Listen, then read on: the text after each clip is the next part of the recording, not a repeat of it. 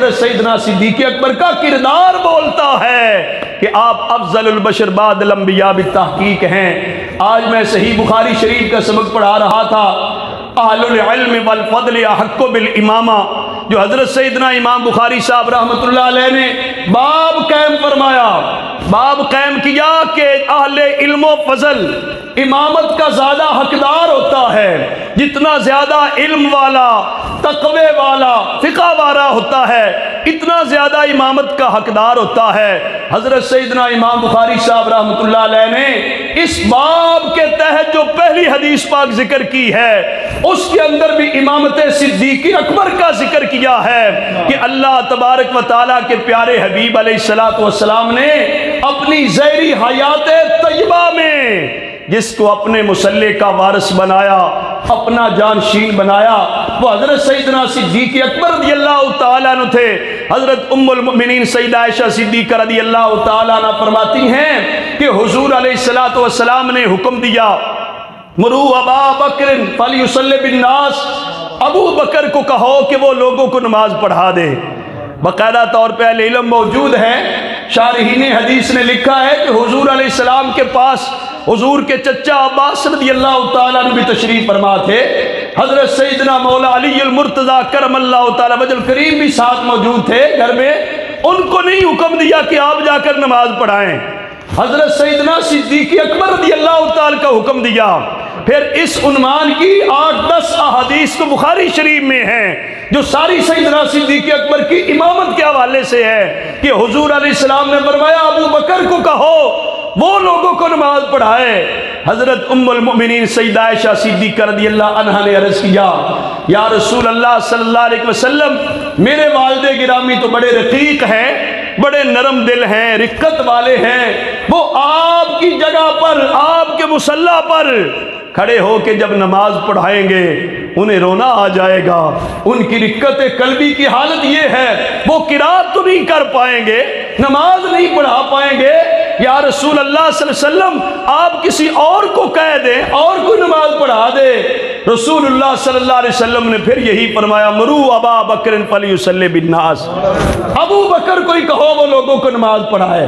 اور اس ایک روایت کے مضمون میں تو یہ بھی آتا ہے، حضرت سیدہ عائشہ صدیقہ رضی اللہ تعالی عنہا نے حضرت ام المؤمنین سیدہ حفصہ رضی اللہ تعالی عنہ سے کہا کہ آپ حضور سے عرض کریں کہ میرے والد گرامی ابو بکر کے کہنے کی بجائے آپ کے باپ عمر فاروق کے حوالے سے حضور حکم دے دیں کہ وہ نماز پڑھائیں۔ حضرت سیدہ حفصہ رضی اللہ تعالی عنہ بھی حضور کو کہنے لگی کہ آقا حضور، حضرت عمر فاروق کو آپ حکم ارشاد فرما دیں، وہ آپ کی جگہ پہ نماز پڑھا لیتے ہیں۔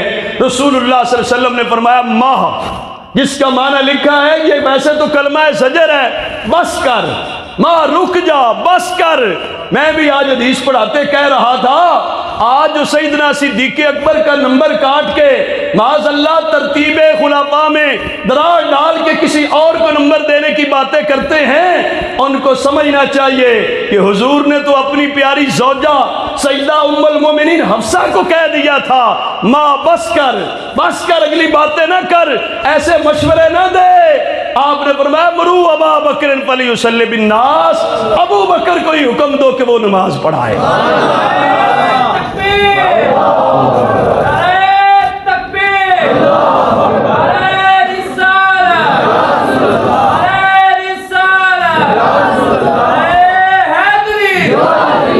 کسی ایسی بات میں ہم نہیں پڑھنا چاہتے، نہ ہی کوئی نئی تازہ تحقیق چاہتے ہیں، ہم وہی چاہتے ہیں جو اللہ رسول نے فرمایا ہے۔ میں نے اپنے بزرگوں سے بڑے سادہ لفظوں میں کہہ دیتے، جو اللہ اور اللہ کے رسول نے ترتیب بنائی ہے نا خلفاء کی، اس پہ ہمارا ایمان ہے، کسی اور بات کی اور لمبی چوڑی تحقیق کی نہیں ضرورت۔ ویسے جتنے اہتمام کے ساتھ یہ علماء تو جانتے ہیں نا جو میں بیان کر رہا ہوں، باقی عوام سے بھی کہتا ہوں، اگر مصلی رسول پہ کسی اور کو کھڑا کرنا ہوتا تو اپنی محبوبہ زوجہ سیدہ عائشہ صدیقہ کے کہنے پہ کسی اور کا نام آ جاتا، سیدہ حفصہ کے کہنے پہ کسی اور کا نام آ جاتا، نہیں آیا۔ ایک بار عرض کیا، فرمایا برو ابا بکر فلیصلی بالناس، دوبارہ عرض کیا آقا حضور کسی اور کو کہہ دیں، فرمایا برو ابا بکر فلیصلی بالناس، پھر تیسری بار فرمایا برو ابا بکر فلیصلی بالناس۔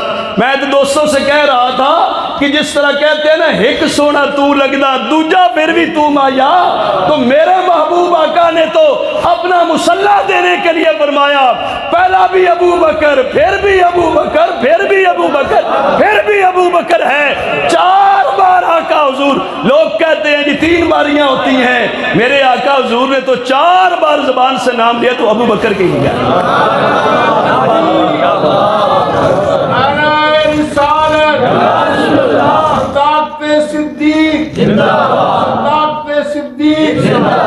اور صرف یہ نہیں ہے، صحیح بخاری شریف میں یہ بھی آتا ہے کہ آقا حضور علیہ السلام نے ایک دن اپنے حجرہ مبارکہ کا پردہ ہٹا کر بھی دیکھا تھا کہ ابو بکر کیسا لگتا ہے، کہ فدا حسین شاہ صاحب حفظ آبادی صاحب بڑے اچھے خطیب ہیں اہل سنت کی، ان کی بات سن رہا تھا، وہ کہہ رہے تھے کہ حضور نے پردہ ہٹا کے دیکھا میرا صدیق میرے مصلح پہ کیسا پھبتا ہے۔ انہوں نے تو پھر خطیبانہ انداز میں اپنے انداز میں کہا نا، لیکن مجھے لفظ بڑا پیارا لگا کہ آقا حضور نے پردہ ہٹایا، پردہ ہٹایا، حدیث کے کلمات ہیں، صحابہ اکرام حضور کو دیکھنے لگے، نماز بھی جاری تھی، دیدار مصطفیٰ بھی جاری تھا، سیدنا صدیق اکبر نماز پڑھا رہے تھے، فتبسم، آقا حضور مسکرا رہے تھے، کس بات پہ مسکرا رہے تھے؟ شارحین حدیث نے لکھا ہے کہ ابو بکر پہ مصلی پہ کھڑے ہونے پر اور سارے باقی صحابہ کو پیچھے ہاتھ باندھ کے کھڑے ہونے پر حضور مسکرا رہے تھے،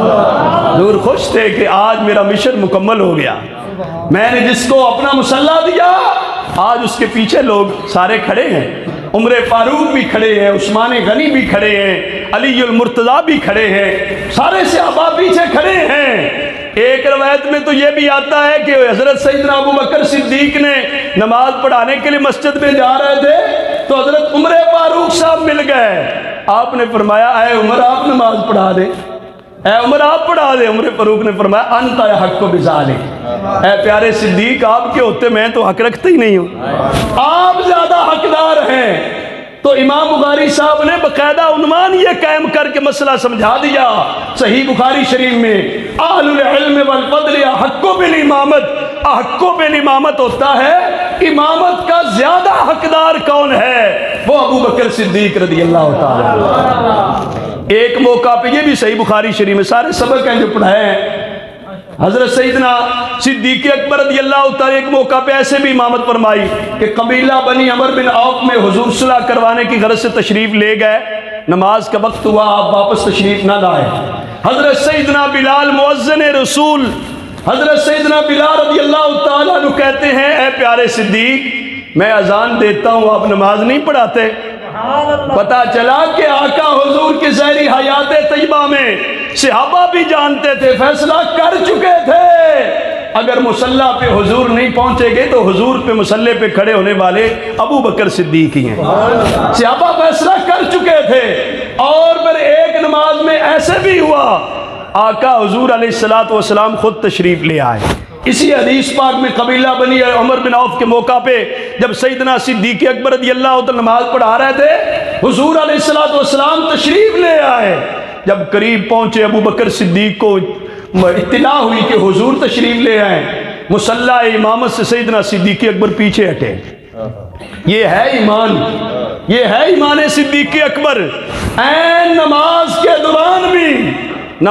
کے دوران بھی ادب رسول صلی اللہ علیہ وسلم کو ترجیح دی ہے۔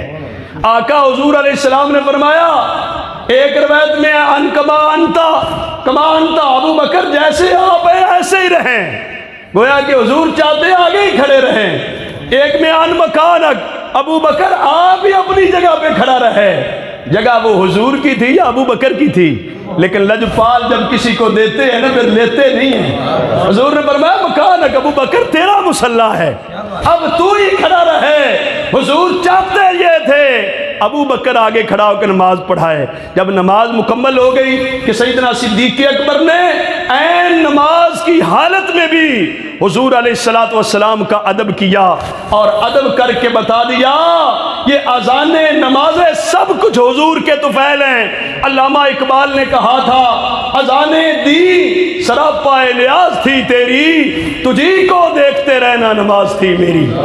مجھے پچھلے ہفتہ میں ایک ٹی وی چینل کے پروگرام میں ایک اینکر پرسن کہنے لگا، آپ کہتے ہیں کہ غار ثور کی نیکی بہت بڑی نیکی ہے، حضرت عمر فاروق رش کرتے تھے کہ غار ثور کی ایک رات کی نیکی مجھے مل جائے، میری ساری نیکیاں بھی لے لی جائیں تو سودا گھاٹے کا نہیں ہے، ایک نیکی اتنی بڑی کیسے ہے؟ کیا ابو بکر صدیق رات کو تہجد پڑھتے رہے؟ کیا نوافل پڑھتے رہے؟ اس رات کیا کرتے رہے؟ میں نے کہا یہ تو علامہ اقبال سے پوچھو نا کیا کرتے رہے، کہ اذانیں دیں سراپا نیاز تھی تیری، تجھی کو دیکھتے رہنا نماز تھی میری۔ جس جو دیدار رسول سیدنا صدیق اکبر کو یار غار کی خلوتوں میں نصیب ہوا ہے، 3 دن راتیں بلا شرکت غیر اور کوئی بھی نہیں دیکھ رہا تھا، اگر آنکھ دیکھ رہی تھی صرف ابو بکر صدیق کی آنکھ دے رہی تھی۔ اتنا خلوت والا تنہائی والا دیدار مصطفیٰ تو صرف ابو بکر کو ملا۔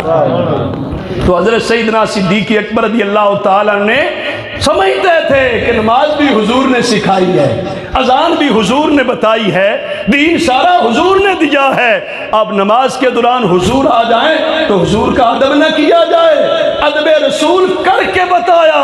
جب نماز مکمل ہو گئی نا، حضور علیہ السلام نے سوال بھی کیا، آپ نے فرمایا اے پیارے ابو بکر اس امرتو کا، میں نے تو تجھے حکم بھی دیا تھا کہ آپ ہی آگے کھڑے رہیں، امر حکم بڑی چیز ہے، حضور کا حکم ہے نا۔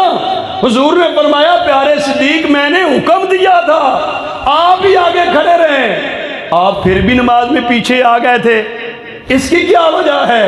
اس موقع پہ سیدنا صدیق اکبر رضی اللہ عنہ بڑا پیارا جواب دیا ہے۔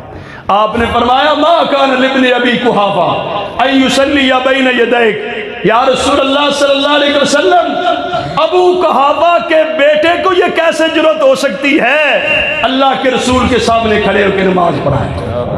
اپنا نام بھی نہیں لیا۔ شارحین حدیث نے لکھا کہ نام کیوں نہیں لیا ابو بکر صدیق نے، یہ کیوں نہیں کہا کہ ابو بکر یہ نہیں کر سکتے تھے کہ آپ کے ہوتے آپ کے آگے کھڑے کے نماز پڑھے؟ ابو قحافہ کا پتر کہا، ہم پنجابی میں بھی کہتے ہیں فلاں ہے تو فلاں دے پتر نا، آج بڑا پھرتا ہے تو پچھو فلاں دا پتر نا، باقاعدہ لکھا تصغیرا لنفس سے۔ ابو بکر نے حضور کے سامنے اس سوال کا جواب دیتے اپنے آپ کو کمتر بیان کرنا تھا کہ حضور کے سامنے کھڑے ہونے کی بات ہے۔ کہنے لگے آقا حضور ما کان لابن ابی قحافہ، مجھے اپنی اوقات کا پتہ ہے، میں پتر تو ابو قحافہ کا ہوں، ابو قحافہ کا بیٹا کیسے آپ کے سامنے کھڑے ہو سکتے؟ یہ ہے سیدنا صدیق اکبر کا رتبہ اور مقام۔ تو یہ سیدنا صدیق اکبر کو جو حضور نے اتنے اہتمام سے مصلی دیا، مصلی سے بڑی روحانیت کہاں سے ملتی ہے؟ اگر کہیں اور سے کسی کو روحانیت نظر آتی ہے نا، وہ پھر حضور کی دی روحانیت نہیں ہے۔ یہ یاد رکھنے کی بات ہے۔ کچھ لوگوں نے معاذ اللہ تقسیم کرتے کہا کہ حضرت سیدنا صدیق اکبر رضی اللہ تعالی سیاسی خلیفہ ہیں، حضرت سیدنا مولا علی المرتضیٰ رضی اللہ تعالی روحانی خلیفہ پہلے ہیں۔ یہ بات غلط ہے، اسلام کی ترتیب کو نہیں چھیڑنا چاہیے، یہ تو اللہ کی ترتیب ہے، اللہ کے رسول کی ترتیب ہے۔ جب بھی حضور کی زبان پہ نام آیا تو ابو بکر کی نام پہلے آیا ہے۔ آپ دیکھیں وہ سے کتنی حدیثیں ہیں، عشرہ مبشرہ کا نام لیا کہ فلاں فلاں جنتی، فرمایا ابو بکر فی الجنہ، ثم عمر فی الجنہ، ثم عثمان فی الجنہ، ثم علی فی الجنہ۔ حضور کی زبان پر ہی ترتیب یہ جاری ہوئی ہے۔ یہ اس میں حکمت تھی، جو زبانیں رسالت مآب جو وحی خدا کی ترجمان زبان ہے، اس زبان پر ترتیب وہی آئی جو رب تعالیٰ کو منظور تھی، اور وہی ترتیب آگے رہنی تھی۔ اس ترتیب کو کوئی خراب کرنے کے لیے کہہ دے کہ معاذ اللہ سیدنا صدیق اکبر روحانی خلیفہ نہیں تھے، صرف سیاسی خلیفہ تھے، تو کتنی غلط بات ہوگی۔ جس کو حضور نے اپنا مصلی دیا، اتنے اہتمام کے ساتھ دیا، اپنی ازواج مطہرات کی سفارش قبول نہیں کی، الٹا ان کو ڈانٹا ہے کہ آپ صواحب یوسف علیہ السلام کو جس طرح زلیخا اپنی بات منوانا چاہتی، آپ بھی اسی طرح اپنی بات منوانا چاہتی ہو۔ میں بھائی کہہ رہا ہوں کہ ابو بکر کوئی کہو وہی مصلی پہ کھڑے ہو کے نماز پڑھا۔ اتنے اہتمام کے ساتھ حضور نے مصلی دیا۔ حدیث پاک میں تو آتا ہے سب سے زیادہ قرب خدا سجدے میں ملتا ہے، تو سجدہ مصلی پہ ہوتا ہے۔ حضور نے مصلی دے کے سجدے کی ساری کیفیات دے کے بتا دیا کہ سیاسی، روحانی، ہر طرح کے خلیفہ اول بلا فصل کوئی ہے تو ابو بکر صدیق۔